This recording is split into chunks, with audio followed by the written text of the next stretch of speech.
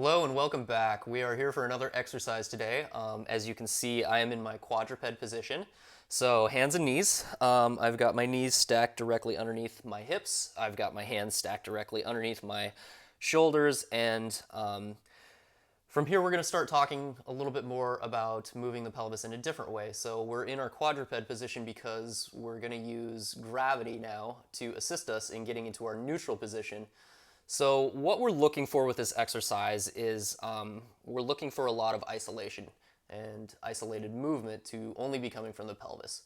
So I'm going to be rocking my pelvis in between our imprint position that we learned before and our neutral position. So that said, what I'm looking for with this exercise is zero movement from my spine. I don't want my back to be moving in this motion. I want only pelvic movement. I only want this rotation to be coming from my pelvis. So that said, we're going to start breaking down how this looks and how this works. So I'm going to show you first what we're looking for in this movement, and from here we'll start breaking down a little bit more of how we get that movement, and then I'm also going to show you how I don't want to see this movement happen. So let's go ahead and get started. And the first thing we're going to do is, as we deepen our abdominal connection, we're going to engage our rib cage on our exhale, like what we have learned before. Keeping a good connection through that rib cage, we're going to exhale and roll our pelvis into our imprinted position. And then from there, we're going to inhale, release that pelvis back to our neutral. So we're still looking to get that nice curve from our lower spine. The other thing that I wanted you to notice is that nothing happened in my back. My spine did not get translated into this motion. My back didn't start coming into our cat position. So that's our intention, is to keep the spine completely still. So let's go ahead and do that again. I'm going to show you again. So we're going to exhale, roll that pelvis into our imprint. We're going to inhale, release it back out. Exhale, imprint. Inhale, releasing back to our neutral. So that is what we want to see. We want to see all of that motion happening without any of this here being moved or affected. What we don't want to see is coming into our imprint and our back starting to curve, or coming into our neutral and having our back start to curve into our extension. So again, the thing that we're looking for is that isolated movement. So only right here. Very nice. So let's go ahead and go through that exercise just a little bit more. And I'm going to break it down now with just breath. So I'm not going to be speaking, I'm just going to be breathing, and I want you to just go ahead and follow along with me, and also notice that nothing is happening within my spine. So that said, here we go.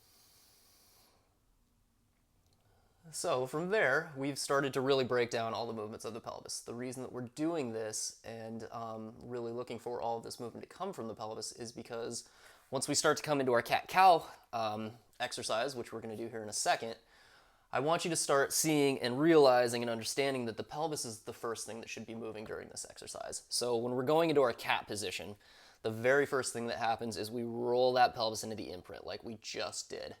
From there, we keep deepening that imprint, and then that motion takes us into our cat position.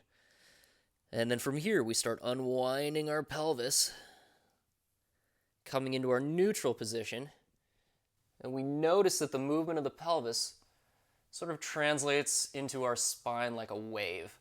So we want to feel that our spine is moving with fluidity.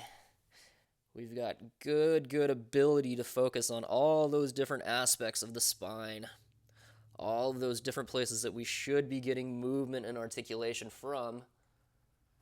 That's what we're looking for in our cat-cow exercise. But our movement is being started with our pelvis. Our pelvis is directing the motion and starting that wave of the spine.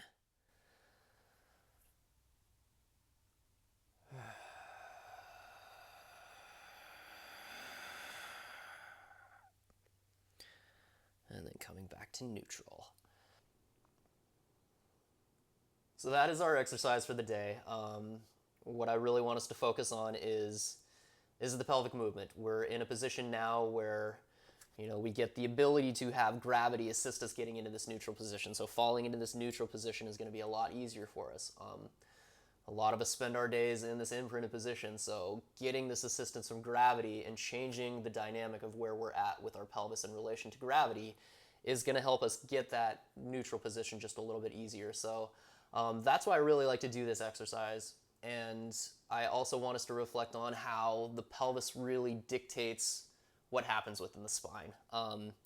We see it in this position when we're going into our imprint. We see automatically what happens to the spine. So again, pelvic positioning is very, very important in our lives during our daily activities and our daily routines. So this exercise is really, really good for breaking those motions down. And as we come into our cat-cow positions, we want to focus on how the pelvis really, really should be the starter of all of that motion and all of that movement. We could break it down a little bit differently with having the head start the movement, but what we're really looking for is having the end positions of the spine really start the whole wave that goes through the channel of the spine. And once we focus on that motions, our spine health is going to increase so much, so much. So doing these exercises is always a great idea. We can do this until we really, really find that movement and refined movement of the pelvis. So again, thank you for being on this little journey with me, and I look forward to making more videos. Thank you. Talk to you later.